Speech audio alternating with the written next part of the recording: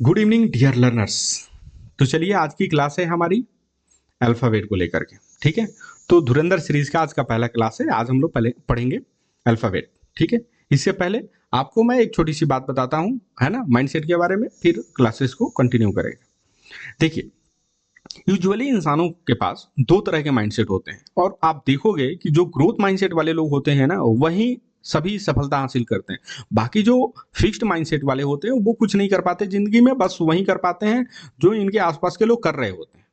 तो चलिए मैं आपको जल्दी से समझा देता हूँ कि ग्रोथ माइंडसेट क्या होता है और फिक्स्ड माइंडसेट क्या होता है। और कोई चीज अगर आप नया सीखते हो तो समस्याओं का आना तय है ना, उसका मुश्किल लगना तय है ना। लेकिन हमें ग्रोथ माइंडसेट से उन चीजों को हासिल करना है, उन समस्याओं से लड़ना है। ग्रोथ माइंडसेट क्या होता है? ग्रोथ माने होता है विकास करना, है ना। तो एक ऐसा माइंडसेट होता है, एक ऐसी सोच होती है जिससे इंसान विकास कर लेता है। तो ग्रोथ माइंडसेट वाले क्या करते हैं, उनका बिलीफ होता है, वो विश्वास करते हैं कि I can learn and improve. उनको भरोसा होता है कि यार ठीक है, मैं सीखूंगा और अपने आप में इंप्रूव कर लूंगा, विकसित हो जाऊंगा, चीजों को ठीक कर लूंगा। लेकिन वहीं जो फिक्स्ड माइंडसेट वाले लोग होते हैं वो बोलते हैं I am not good at this, मैं इस चीज में अच्छा नहीं हूं तो मैं छोड़ दूंगा। जैसे इंग्लिश को एग्जाम्पल में लेकर के आप समझ सकते हैं कि मान लीजिए कि आपने अंग्रेजी को सीखना शुरू किया। अब अंग्रेजी को अगर आपने सीखना शुरू किया तो अंग्रेजी शुरुआत में तो मुश्किल ही लगेगी सबको, किसी को भी। हमने भी सीखा तो मुश्किल लगी थी, आपको भी, आप भी सीखोगे तो मुश्किल लगेगी। कोई भी चीज अगर आप करते हो तो मुश्किल लगता है, ऐसा नहीं है कि वो इजीली हो जाता है। दुनिया में जितनी अच्छी चीजें होती है जिनको हासिल करना मुश्किल होता है वही अच्छी होती है ना। तो देखो, कोई भी बड़ी सफलता हो उसके लिए तो मतलब मेहनत करना ही होगा ना, उसके लिए वो चीजें मुश्किल लगेंगी ही आपको ना। लेकिन जो फिक्स्ड माइंडसेट वाले होते हैं, जिनको विकास नहीं करना होता, जिनको कहीं नहीं जाना होता, बस वही जिंदगी, वहीं पैदा हुए और वहीं खत्म हो जाएंगे, उनको आगे कहीं बढ़ना नहीं है। वैसे लोग क्या सोचते हैं कि यार मैं तो अंग्रेजी में अच्छा नहीं हूँ, अंग्रेजी मेरे लिए मतलब आसान नहीं है, मुश्किल है। तो फिर मैं क्या करता हूँ कि छोड़ देता हूँ कि यार नहीं करूंगा। दूसरी बात होती है क्या, इम्ब्रेस चैलेंजेस। जो ग्रोथ माइंडसेट वाले होते हैं ना, अच्छा एक बात तो तय है कि जिंदगी में समस्याएं आएंगी, समस्याओं का आना तय है। तो क्या करते हैं जो ग्रोथ माइंडसेट वाले होते हैं, वो समस्याओं को एम्ब्रेस करते हैं, मतलब गले लगाते हैं, चलो भाई समस्याएं तुम आ गई तो कोई बात नहीं है भाई, मुझे अपनी जिंदगी में जो भी दिक्कत हो रहा है अब मुझे पता चल जाएगा कि मैं किस लायक हूँ, मेरी क्षमता क्या है, मैं थोड़ा सा और विकास कर लूंगा। लेकिन जो फिक्स माइंडसेट वाले होते हैं, जिनको कहीं जाना नहीं होता है, वो अवॉइड करते हैं, मतलब अवॉइड करते हैं चैलेंजेस को। मतलब कि अगर उनके ज़िंदगी में कोई समस्या आ गई, लेट्स से कि अगर इंग्लिश वो सीख रहे हैं, आज की क्लास वो सीखें, आज की क्लास में उनको 2-4 बातें समझ में नहीं आई, तो क्या करते हैं कि भैया ठीक है यार, नहीं समझ में आई तो कोई बात नहीं है, मैं निकल जाता हूँ, ये चीज़ें मेरे लिए नहीं है ना? उसके बाद क्या होता है कि देखो, ऑब्स्टेकल्स मतलब होता है कि मान लो कि तुम विकास कर रहे हो तो कुछ बाधाएं आती हैं, है ना। तो कहता है कि जो ग्रोथ माइंडसेट वाले लोग होते हैं वो प्रसिस्ट कर लेते हैं।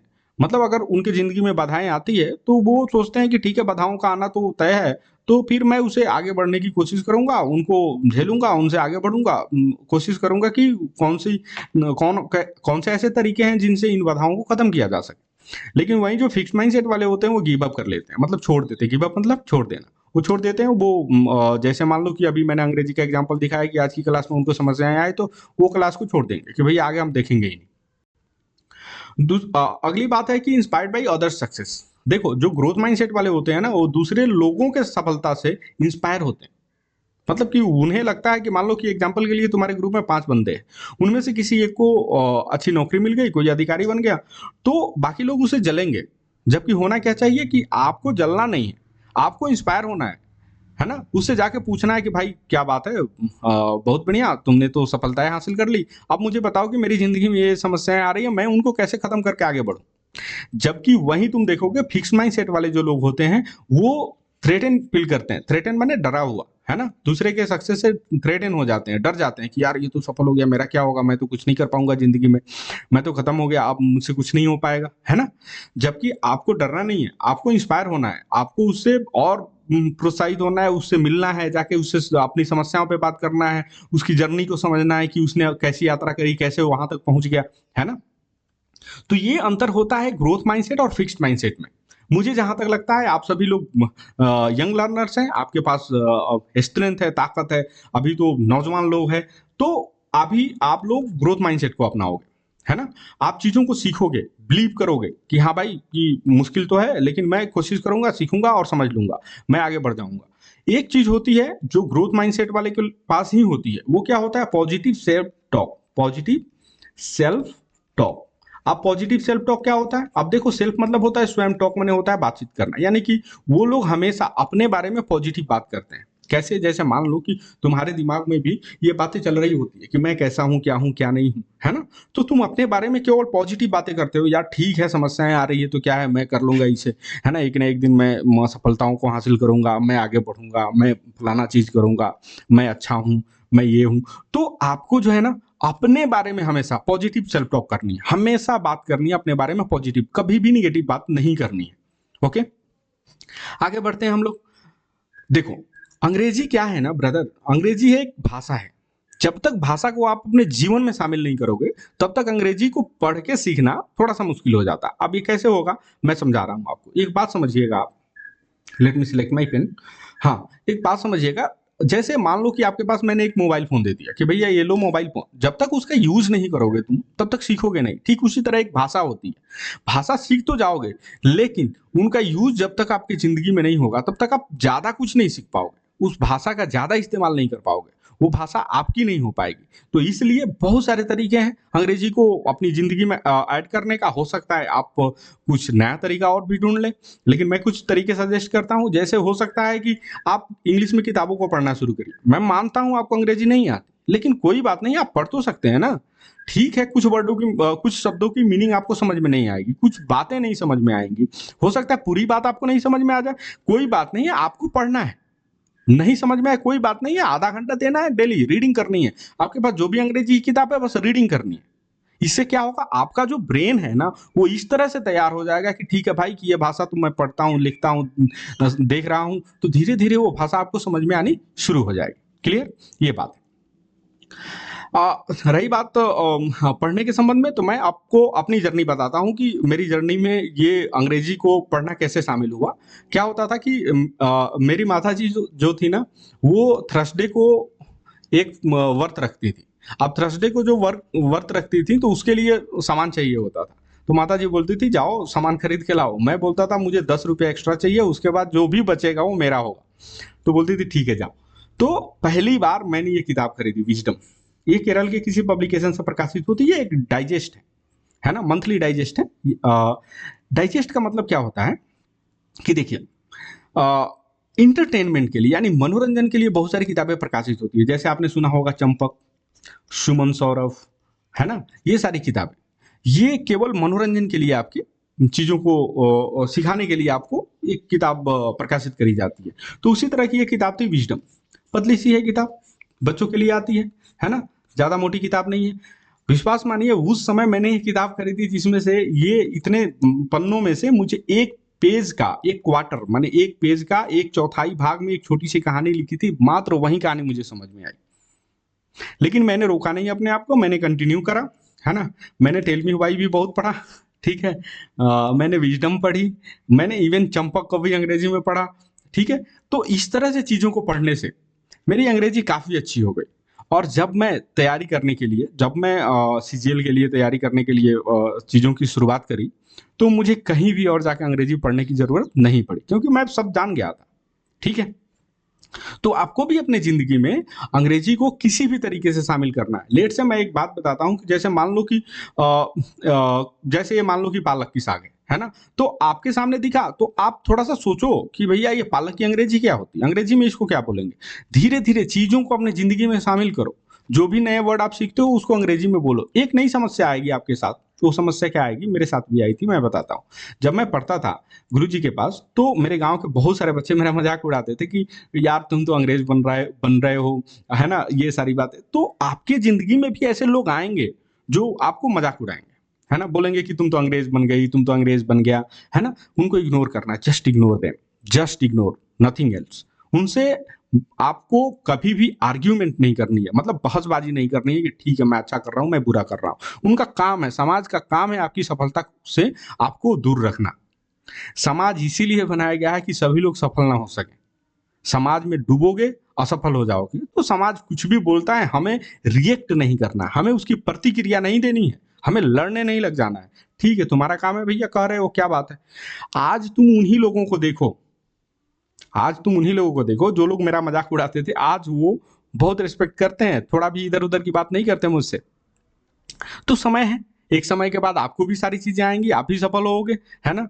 तो अगर लोग आपको मजाक उड़ाते हैं कि आपको अंग्रेजी में बोलते हैं कि तुम अंग्रेज हो गया, तो जस्ट इग्नोर देम। कुछ नहीं बोलना है उनसे, झगड़ा नहीं करना, आर्ग्यूमेंट नहीं करना, चुपचाप निकल जाना है।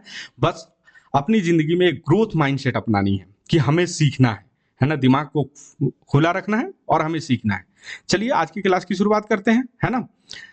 आज की क्लास की शुरुआत में हमने क्या देखा कि आज हम लोग पढ़ने वाले हैं अल्फाबेट। अब प्यार से सीखेंगे कि अल्फाबेट होता क्या है।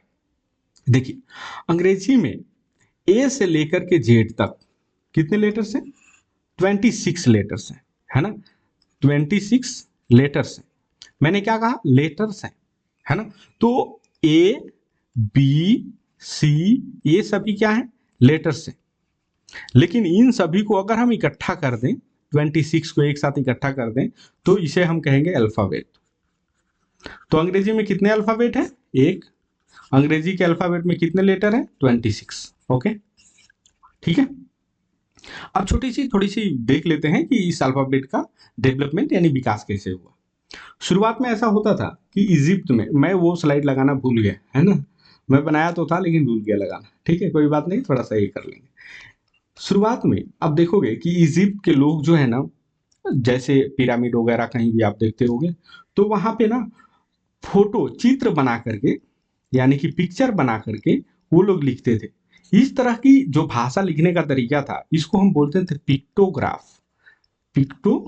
पिक्टोग्राफ, इनको हम बोलते थे पिक्टोग्राफ। ओके, अब होता क्या है, आप समझिएगा बात को, कि ये जो है पिक्टोग्राफ ना, इसी से आगे अंग्रेजी की अल्फाबेट की शुरुआत होती है। अब जैसे एग्जांपल के लिए एक एग्जांपल बताता हूँ, हालांकि उस स्लाइड में बहुत सारे एग्जांपल थे, एक एग्जांपल बताता हूँ। वो लोग एलेफ यानी कि बैल, बैल के लिए ऐसे सिंबल बनाते थे, ठीक है। यही क्या ए नहीं है? देखिए तो ये उल्टा ए है, बाद में इसे सीधा किया गया, देखिए यही ए बना है, ठीक है। अभी इसको एलेफ बोलते हैं, बाद में उसको ए बोलने लगे, ठीक है।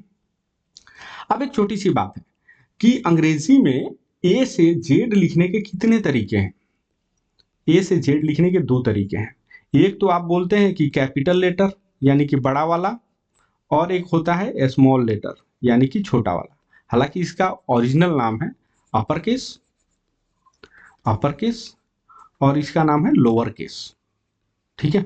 अब ये अपर केस लोअर केस कैसे शुरू हुआ? जैसे देखिए, ये जो मतलब इजिप्ट से सारी बातें शुरू हुई थी, तो इस चीज को रोमनों ने, रोमन जो लोग थे, रोमन, उन लोगों ने अपनी जिंदगी में इसे शामिल किया। लेकिन उनका जो सबसे बड़ा काम था वो था आर्किटेक्चर, माने बिल्डिंग वगैरह बनाना। तो ये जो बिल्डिंग वगैरह बनाते थे ना, उसमें बात ये थी कि स्टोन्स पे लिखना थोड़ा सा, अगर हम गोल ऐसे चीजों को लिखने की कोशिश करें तो स्टोन पर लिखना मुश्किल होगा, लेकिन वहीं अगर हम ऐसे लिखने की कोशिश करें तो वो थोड़ा सा आसान हो जाएगा, ठीक है। तो रोमन लोगों ने इसे अपर केस में लिखा। बाद में जब कुछ ट्रेडर्स वगैरह थे, व्यापारी थे, है ना। अब ये ट्रेडर्स जो थे ना, इनके पास समय था नहीं, ठीक है। मतलब ये लोग बड़े बिजी लोग थे। तो इन्होंने क्या करा कि ये जो अपर केस वाली बात थी ना, इसको इन्होंने मतलब देखिए अपर केस की समस्या क्या है कि जैसे मैंने अपना नाम लिखा RAJAN, फिर मैंने लोअर केस में अपना नाम लिखा राजन, ठीक है। तो आप एक चीज देखोगे कि इसमें जो है ना हाइट सेम ही है, लेकिन इसमें लेटर्स की हाइट अलग अलग है। देखो तो जे की हाइट बहुत नीचे तक चली जाती है। तो ये जो हाइट का छोटा बड़ा होता है ना, ये दिमाग को ट्रिगर करता है, हम चीजों को जल्दी पढ़ लेते हैं, जल्दी समझ लेते हैं। वहीं अपर केस में अगर बातें लिखी हो तो चीजों को जल्दी पढ़ना, जल्दी समझना थोड़ा सा मुश्किल हो जाता है। तो इन ट्रेडर्स ने ना इसके लिए लोअर केस को शुरुआत करी, लोअर केस में लिखना इसको शुरू किया, ठीक है। इतनी सी बात थी। फिर मैं आपको समझाता हूँ, ये सारी कहानियां बस आपको बताने के लिए थी, लेकिन हमें इनमें से एक चीज जो सीखनी है वो है क्या, कि अंग्रेजी की अल्फाबेट की संख्या 1 होती है और अंग्रेजी में लेटर्स की संख्या 26 होती है। ओके, आगे बढ़े। देखिए अब क्या होता है कि वही मैं जो बता रहा था यहाँ पे लोअर केस और अपर केस की बात, वही देखिए अंग्रेजी को लिखने के दो वर्जन होते हैं। कौन कौन? एक तो बिग लेटर जिनको अपर केस कहते हैं, एक होता है स्मॉल लेटर जिनको हम लोअर केस कहते हैं, ठीक है।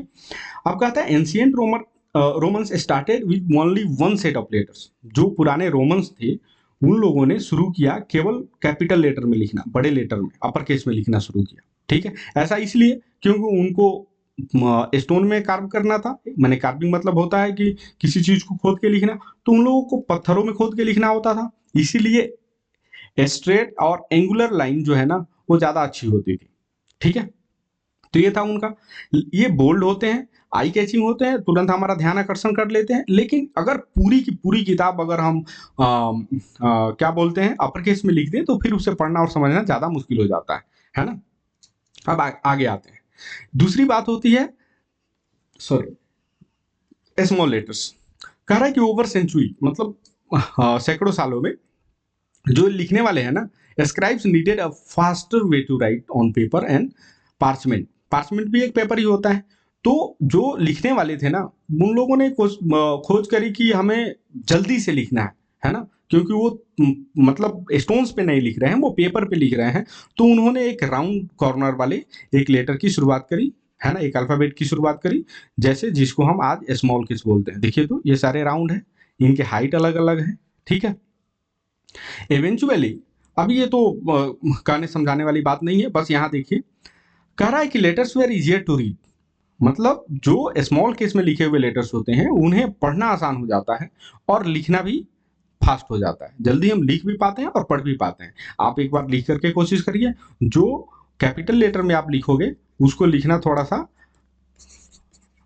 सा स्लो होगा, और जो स्मॉल लेटर में लिखोगे उसको लिखना थोड़ा सा फास्ट होगा। दोनों में क्या अंतर है वो आप सीखे। अब आगे बढ़ते हैं। देखिए, अगर हम अल्फाबेट को उनके साउंड के आधार पे, मतलब वो कैसे मतलब साउंड करते हैं, कैसे उनसे आवाजें निकलती हैं, इस साउंड के आधार पे हम उनको 3 भागों में बांटते हैं। कौन कौन? एक तो वॉवेल, कॉन्सोनेंट और सेमी वॉवेल्स। वॉवेल्स कितने होते हैं? 5 होते हैं। कौन? A E I O U। ठीक है, उसके बाद होते हैं कॉन्सोनेंट। कॉन्सोनेंट कितने होते हैं? 21, मतलब इसको हटा दें तो बाकी सभी कॉन्सोनेंट। सेमी वोवेल्स वाई और डब्ल्यू, ये दो होते हैं सेमी वोवेल्स। अब सेमी वोवेल्स का मतलब क्या होता है? ये आधा वोवेल्स होते हैं, मतलब ये तो वोवेल्स हैं लेकिन कभी कभी ये कॉन्सोनेंट के रूप में भी काम करते हैं।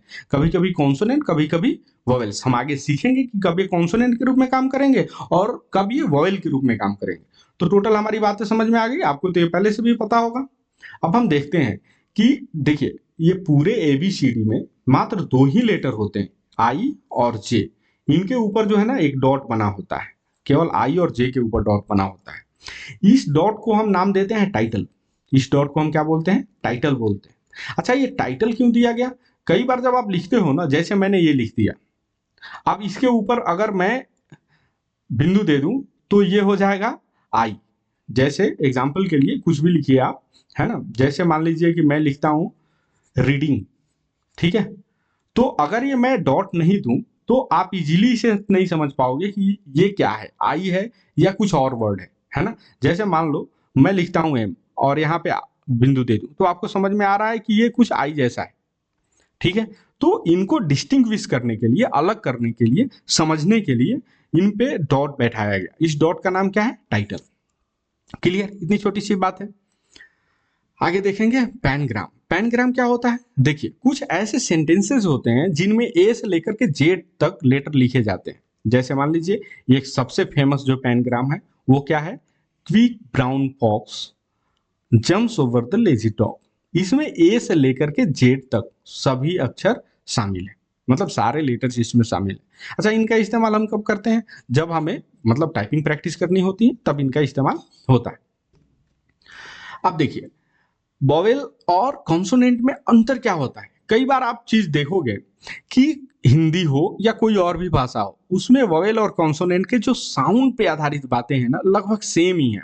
अब एक तरह की समझिए बात को, जैसे मैं बोलूं कि अ बोलिए, अ, तो अ बोलते समय आप देखोगे कि केवल हवा अंदर से हवा मुंह के थ्रू बाहर निकल रही है, कोई बीच में रोक नहीं है। लेकिन आप बोलिए ख, ट, प, आप देखोगे कि इस आवाज को रोकने के लिए कभी होठों का इस्तेमाल हो रहा है, कभी दांत का इस्तेमाल हो रहा है ना।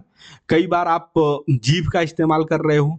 तो कॉन्सोनेंट जो होते हैं, कॉन्सोनेंट केवल आवाज को रोकने का काम, मतलब ऐसे समझिए कि वॉवेल्स जो होते हैं वो बिना रोक टोक के बाहर निकल गए। जैसे अ, आ, ई, उ, ये सब बिना रोके बाहर निकल गए। लेकिन क, ख, ग, घ, इनमें आप देखोगे कि हर चीज का इस्तेमाल है। कई बार दांत आपको इस्तेमाल कर रही है बोलने में, कभी टंग, कभी तीत, जैसे इनको रोका जा रहा है।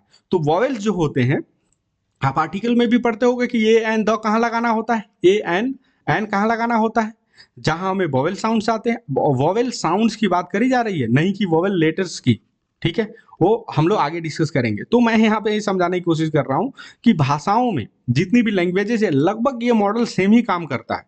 वॉवेल जो होते हैं ओपन साउंड्स होते हैं, और कॉन्सोनेंट होते हैं और ब्लॉक साउंड्स होते हैं, है ना। बिना वॉवेल्स के, है ना, केवल कॉन्सोनेंट का इस्तेमाल करके हम वर्ड को नहीं बना सकते, है ना। हमें वॉवेल्स चाहिए ही चाहिए। तो एक तरह से वॉवेल को हम ग्लू की तरह, मतलब गम की तरह हम इस्तेमाल करते हैं, ठीक है। वोवेल्स क्या होते हैं, इनके फंक्शन क्या होते हैं, एक बार के लिए हम समझते हैं इन्हें। Vowels are the soul of the word, मतलब किसी भी वर्ड में अगर आप उसकी आत्मा को देखने जाओ तो वो होते हैं वोवेल्स, क्योंकि वो जो है ना शब्दों को जोड़ने का काम करते हैं, ठीक है। कॉन्सोनेंट, आपको पता है कि कॉन्सोनेंट कैसे बनते हैं। जब हम बोलते हैं ना तो लीव्स, टंग, टीथ इनका इस्तेमाल करते हैं उस आवाज को रोकने के लिए। अब जब हम उन आवाज को रोकते हैं, अंदर से जो फोर्स आ रही होती है, जो हवा आ रही होती है, उनको जब हम रोकते हैं तो ये कॉन्सोनेंट साउंड्स बनते हैं। देखिए डब्ल्यू और वाई कब कॉन्सोनेंट होते हैं, इन पे बात कर लेते हैं। पहले वाई पे बात करते हैं, ठीक है। देखो अधिकांश समय जब ये लिखा जाता है ना, तब वाई जो होता है ना वो वोवेल ही होता है। बहुत कम टाइम ऐसा होता है जब वाई जो है ना कॉन्सोनेंट होता है। अब ये वोवेल कब होगा, कॉन्सोनेंट कब होगा, एक तरह की बात समझिए। देखिए एक मिनट ओके, ठीक है। जब ये शुरुआत में लिखा गया हो, है ना, मतलब कह रहा है कि it is at beginning of the word और सिलेबल, कह रहा है कि शुरुआत में लिखा गया हो, तब तो ये भैया कॉन्सोनेंट होगा। फिर से समझिए, शुरुआत में लिखा गया हो तो ये क्या होगा, कॉन्सोनेंट।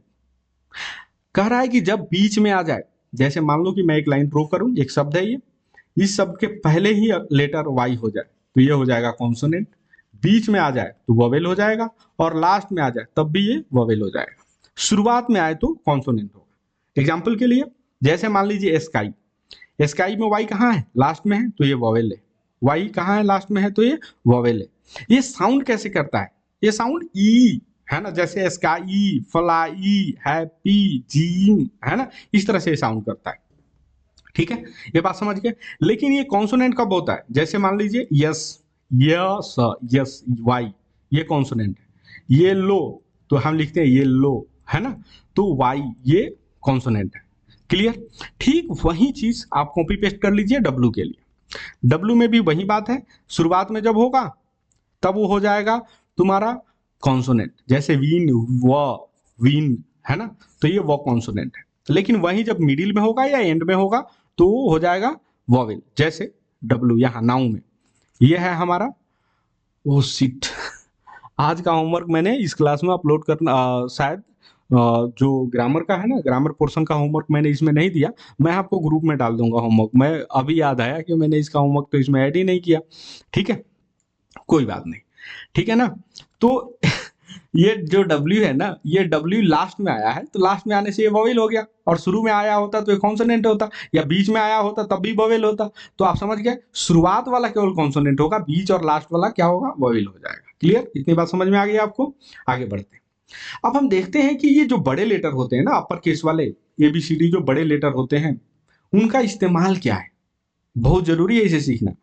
उनका हम इस्तेमाल कहाँ करते हैं, तो देखिए पहला जो तरीका है वो हम स्टार्ट ऑफ द सेंटेंस करते हैं। मतलब कि अगर सेंटेंस की शुरुआत हो रही है तो हमारा लेटर हमेशा कैपिटल ही होगा, ये तो आपको भी पता है। दूसरी बात है आई।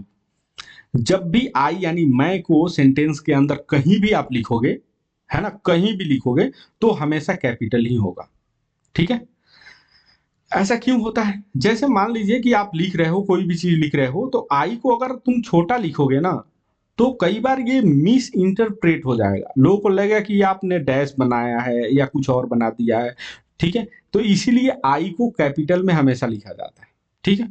तो जब भी आप आई यानी मैं को लिखेंगे तो कैपिटल में लिखेंगे। इसके अलावा जब प्रोपर नाउन्स का यूज करें, प्रोपर नाउन क्या होता है, किसी भी व्यक्ति का स्पेसिफिक नाम। जैसे मान लीजिए ये क्या है, बताइए कि ये क्या है, यह है एक लड़की, तो लड़की है तो ये क्या स्पेसिफिक नाम है नहीं, ये कॉमन नाम है, मतलब इसका एक ग्रुप, मतलब लड़कियों का एक ग्रुप, मतलब क्या बोलते हैं, ये कॉमन नाम है ना, एक स्पेसिफिक चीज का नाम नहीं है। लेकिन अगर मैं इसका नाम रिया रख दूं, रिया, तो अब ये रिया मैंने किससे लिखा, कैपिटल से, लेकिन गर्ल किससे लिखा, स्मॉल से। ठीक है, तो जब किसी चीज का स्पेशल नाम लिखना हो तो आप उसे कैपिटल लेटर का इस्तेमाल करेंगे लिखने के लिए। जैसे एग्जाम्पल के लिए राज, सारा, मिस्टर स्मिथ, तो देखेंगे RSMS, ये सारी चीजें कैपिटल में। नाम भी, देश, बहुत सारे देश है, कंट्री जो है ना, ये तो हो गया आपका कॉमन नाउन, लेकिन वही इंडिया है ना, इंडिया उसमें आई कैपिटल होगा, गंगा आई कैपिटल होगा, लंदन एल कैपिटल होगा। जैसे बहुत सारी चीजें, ब्रांड्स जैसे गूगल, एप्पल, टाटा, इनमें भी आप देख रहे हो कि इनको कैपिटल में लिखा गया है।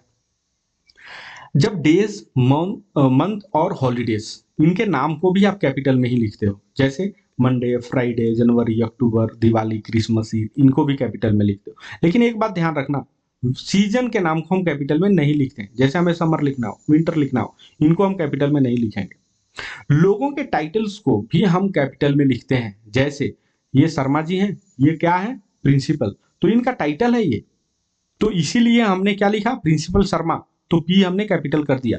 जैसे मैं बोलूं prime minister, prime minister Modi, Modi, तो आपने देखा पी कैपिटल है और एम कैपिटल है।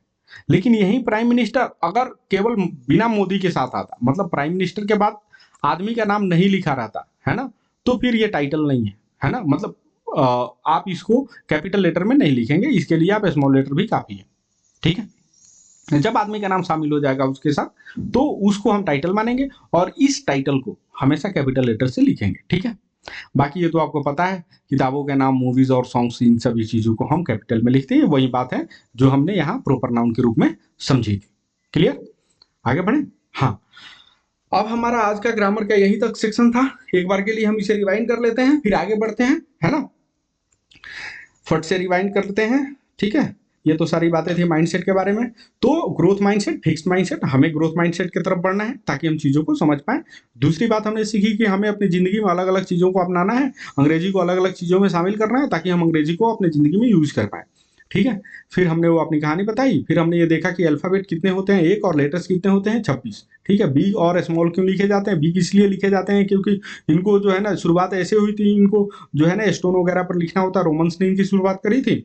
ठीक है, और चूंकि हमें किसी चीज को, आप जैसे एग्जांपल के लिए मैं एक बात बताना चाहता हूं, जैसे आपने व्हाट्सएप पर लिख कर भेजा हेलो, और आपने लिख करके भेजा हेलो, है ना, आपने लिखा हेलो, इन दोनों में क्या अंतर है। देखो, जब भी हम अपर केस में चीजों को लिखते हैं तो ऐसा मानते हो चिल्ला के बोला जा रहा है, जैसे हेलो चिल्लाया जा रहा है, हेलो हेलो साइन। ठीक है, तो जब आप अपर केस में चीजों को लिखोगे तो ये माना जाता है कि आप लाउड साउंड कर रहे हो, चिल्ला के बोल रहे हो। और हेलो जो है ना, अगर आप इसमें स्मॉल लेटर्स का इस्तेमाल कर रहे हो तो फिर वो ठीक है। ठीक है, तो ये बात होती है। बिग लेटर यानी अपर केस लेटर का हम इस्तेमाल करते हैं अपने ध्यान को आकर्षित करने के लिए, कि लोगों का ध्यान आकर्षित हो जाए इन बातों पे। लेकिन सभी चीजों को हम मतलब पूरा का पूरा सेंटेंस या पूरी की पूरी चीजों को हम अपर केस में नहीं लिख सकते। कारण क्या है कि वो पढ़ना मुश्किल हो जाएगा, वो बहुत दिक्कत करेगा पढ़ने में। स्मॉल लेटर यानी लोअर केस में क्या होता है कि हम इनकी हाइट जो है ना ऊपर नीचे होती है, इसीलिए दिमाग इनको जल्दी से रीड कर लेता है ना, तो इनमें पढ़ने में आसानी होती है। फिर हमने देखा कि अल्फाबेट 3 ग्रुप में बांटे जा सकते हैं, है ना। क्या बोलता है, वोवेल्स होते हैं कुछ लेटर कॉन्सोनेंट होते हैं, कुछ लेटर सेमी वोवेल्स होते हैं। तो बाकी चीज तो आप जानते ही हो, लेकिन डब्ल्यू और वाई जो है ना सेमी वोवेल्स होते हैं, क्योंकि ये कभी कॉन्सोनेंट कभी ये वोवेल्स होते हैं। ठीक है, फिर हमने देखा आई और जे 2 लेटर्स होते हैं, उनके ऊपर डॉट होता है, डॉट को हम टाइटल बोलते हैं। टाइटल इसीलिए लगाया जाता है कि हम इन चीजों को आसानी से, आई और जे को लिखा हुआ हो तो हम आसानी से पहचान पाए। ठीक है, फिर हमने देखा पैनग्राम। पैनग्राम का मतलब क्या होता है कि एक ऐसा सेंटेंस जिसमें सभी लेटर्स मौजूद है, ए से लेकर के जेड तक, उनको हम पैनग्राम बोलते हैं। इसका इस्तेमाल हम कब करते हैं, टाइपिंग वगैरह प्रैक्टिस करना होता है तब हम करते हैं। ठीक है, फिर हमने देखा कि वोवेल और कॉन्सोनेंट में क्या अंतर होता है। वोवेल जो होता है ओपन साउंड्स होते हैं, मतलब कि बाधा नहीं आती, ये एकदम बोल देते हैं। ठीक है, कॉन्सोनेंट क्या होता है, जब हम बोलते हैं तो दांत, जीभ और होठ से हमें बाधा उत्पन्न करनी होती है, तब ये जाके ये साउंड उत्पन्न होता है। ठीक है। फिर हमने देखा वाई और डब्ल्यू कब वोवेल होते हैं, कब कॉन्सोनेंट होते हैं। जब ये शुरुआत में आते हैं तब ये कॉन्सोनेंट होते हैं, बीच में और लास्ट में आते हैं तो वोवेल्स होते हैं, ठीक है। फिर हमने देखा कि ये रूल्स क्या अपर केस को यूज करने की। पहला रूल क्या है कि हम सेंटेंस की शुरुआत में करें, आई को यूज करें हम हमेशा कैपिटल में। उसके बाद हमने देखा कि जो भी प्रॉपर नाउन होते हैं उनको हम कैपिटल में लिखते हैं। इसके अलावा डे, मंथ और हॉलीडे, इनके नाम को हम कैपिटल लेटर से शुरू करते हैं, लेकिन सीजन्स जो होते हैं, सीजन के नाम को हम कैपिटल में नहीं, स्मॉल में ही लिखते हैं, ठीक है। टाइटल, जब लोगों के टाइटल उनके नाम के साथ लगा हो तो उस टाइटल को हम कैपिटल लेटर में लिखते हैं, बाकी आप साथ जानते ही हैं। अब हम बात करते हैं स्टोरी की। स्टोरी सेक्शन में हम क्या करेंगे, देखिए आज तो मैंने एक छोटी सी बात डाली थी, है ना, एक छोटा सा। इस स्टोरी सेक्शन में क्या होगा कि हम ट्रांसलेशन प्लस रीडिंग को इम्प्रूव करने का काम करेंगे, ठीक है। ये जरूरी है, बहुत जरूरी है, ट्रांसलेशन और रीडिंग को इम्प्रूव करने का काम करेंगे। कई बार आपकी स्टोरी हिंदी में होगी, उसको अंग्रेजी में कन्वर्ट करना होगा। कई बार आपकी अंग्रेजी में होगी, उसको हिंदी में कन्वर्ट करना होगा। इसके अलावा स्टोरी के अंदर बहुत सारे वोकैब, यानी कि बहुत सारे वर्ड मीनिंग छुपे होंगे, उनको हमें याद करना है, उनको हमें काम में लाना है। ये तो एक चीज से तीन चीजें शामिल हो गई, फायदा मिल गया हमको। एक तो ट्रांसलेशन, दूसरा रीडिंग और तीसरा वोकैब। ये तीनों चीजें हमें मिल जाएंगी केवल एक चीज से, ठीक है। तो चलिए, आज का है ट्रांसलेशन और रीडिंग। आप इसे रीड करेंगे और इसको ट्रांसलेट करके हमें भेजेंगे। फिलहाल के लिए मैं आपको बता देता हूँ लर्निंग। एक minute. Learning English is very useful skill for every student. अब लर्निंग का मतलब क्या होता है, सीखना। तो कह रहा है कि अंग्रेजी सीखना बहुत ही यूजफुल माने क्या होता है, उपयोगी। स्किल माने क्या होता है कि आपके पास कोई स्किल है, कोई हुनर है। तो कह रहा है कि इंग्लिश सीखना एक बहुत ही उपयोगी हुनर है, किसके लिए, फॉर एवरी स्टूडेंट, प्रत्येक विद्यार्थी के लिए। इट इज लाइक, मतलब ये एक जैसे है, एक की मतलब चाबी, एक चाबी की तरह की है ना। जैसे जो डैट ओपन्स, जो खोल देता है, मेनी न्यू डोर्स, बहुत नए दरवाजे, इन आवर फ्यूचर, हमारे फ्यूचर में बहुत सारे नए दरवाजे खोल देता है। वेन वी नो इंग्लिश, कह रहा है कि जब हम अंग्रेजी को सीखते हैं, वी नो इंग्लिश, हम अंग्रेजी को सीखते हैं। वेन, जब। We can read books, we माने हम लोग, कैन रीड मतलब पढ़ सकते हैं किताबें। अंडरस्टैंड मेनी न्यू थिंग्स, तो अंडरस्टैंड माने क्या होता है, समझना। तो हम बहुत सारे नई चीजों को समझ सकते हैं। इट हेल्प्स, ये मदद करता है, अस, हमें, हमारी मदद करता है, टू टॉक टू पीपल, कह रहा है कि उन लोगों से बात करने में, फ्रॉम डिफरेंट स्टेट, जो अलग अलग राज्यों से होते हैं और अलग अलग कंट्रीज से होते हैं, ठीक है। वी कैन गेट, हम पा सकते हैं क्या, a good job in a big office, एक बड़े ऑफिस में हम एक अच्छा नौकरी पा सकते हैं, और ए बैंक, और बैंक में भी हम एक अच्छा नौकरी पा सकते हैं। नोइंग दिस लैंग्वेज, कह रहा है कि इस लैंग्वेज को जानना, है ना, इस भाषा को जानना, गिव्स अस, देता है, a lot of courage and confidence. Courage माने होता है साहस, कॉन्फिडेंस माने होता है विश्वास, आत्मविश्वास, है ना। तो कह रहा है कि इस भाषा को जानना हमें बहुत सारा साहस और आत्मविश्वास देता है। वी कैन यूज, कह रहा है हम लोग यूज कर सकते हैं, द इंटरनेट, इंटरनेट का इस्तेमाल हम कर सकते हैं, टू फाइंड माने प्राप्त करने के लिए, फाइंड इंफॉर्मेशन, इंफॉर्मेशन प्राप्त करने के लिए, इंफॉर्मेशन माने होता है सूचना, सूचना प्राप्त करने के लिए, इजीली, आसानी से, ऑन आवर फोन, हमारे, हम अपने फोन पे। तो पूरा पढ़ लें, we can use the internet to find information easily on our phone. कह रहा है कि हम लोग अपने फोन पे सूचनाओं को पाने के लिए इंटरनेट का आसानी से इस्तेमाल कर सकते हैं, अगर हमें अंग्रेजी आती है। It help us to understand medicine bottles and travel science, कह रहा है कि हमारी मदद करता है क्या करने में, टू अंडरस्टैंड मैंने सीखने में, क्या समझने में, मेडिसिन बॉटल्स, अगर आपके पास दवाई की बोतल है तो उसके ऊपर अंग्रेजी में बातें लिखी होती है। तो कह रहा है कि हमें मेडिसिन बॉटल को समझने में आसानी होती है, और ट्रैवल साइंस को समझने में आसानी होती है। ट्रैवल साइंस क्या होते हैं, आपको, आप देखोगे कि रोड के किनारे कुछ चीजें लिखी होती है, तो उनको समझने में आसानी होती है। एवरी स्मॉल वर्ड, है ना, कह रहा है कि प्रत्येक छोटा वर्ड जो है ना, वी लर्न टूडे, कह रहा है कि प्रत्येक छोटा वर्ड वी लर्न टूडे, जो आज हम सीखते हैं, will help us succeed in life, वो हमारी मदद करेगा जीवन में सफल होने में। इंग्लिश इज ए गिफ्ट, कह रहा है इंग्लिश एक उपहार है, गिफ्ट माने होता है उपहार, डैट मेक्स, जो हमारी, डैट मेक्स आवर लाइफ, कह रहा है कि जो हमारी जिंदगी को बनाता है, क्या बनाता है, ब्राइट माने चमकदार, और हैप्पी, हैप्पी माने खुश, ठीक है। तो ये बातें मैं क्या करता हूँ, 1 मिनट के लिए मैं इन सभी चीजों को मिटा देता हूँ। अब ये आपके सामने स्लाइड है, मुझे पता नहीं कि इनमें से कौन से वर्ड आपको नहीं आते हैं, इनके वर्ड की मीनिंग आपको अपने कॉपी में लिखनी है, ठीक है। और एक अलग से कॉपी बना लेना, जिसमें लिख देना हेडिंग वर्ड मीनिंग, है ना, वहां केवल वर्ड मीनिंग होगी। फिर इसको हिंदी में ट्रांसलेट करके आपको भेजना है, ठीक है। ये रहा आपका होमवर्क। अब अगली बात जो होगी वो 12th स्पेशल है। जो 12th के बच्चे हैं केवल यहाँ से आगे बढ़ेंगे, है ना। कोई आज कुछ बड़ा नहीं होने वाला है। आज हम लोग कुछ बड़ा नहीं करेंगे, बस आपके लिए 15-20 क्वेश्चन दिए होंगे, आप अपने घर अपने बना करके अपने पास रखें। कल हम इन्हीं क्वेश्चन को 1 बाय 1 एनालिसिस करेंगे, 1 बाय 1 सॉल्व करेंगे, सॉल्यूशन करेंगे, है ना, कि इसके बाद ये क्वेश्चन दोबारा आए तो आप कभी भी भूल ना पाए, ठीक है।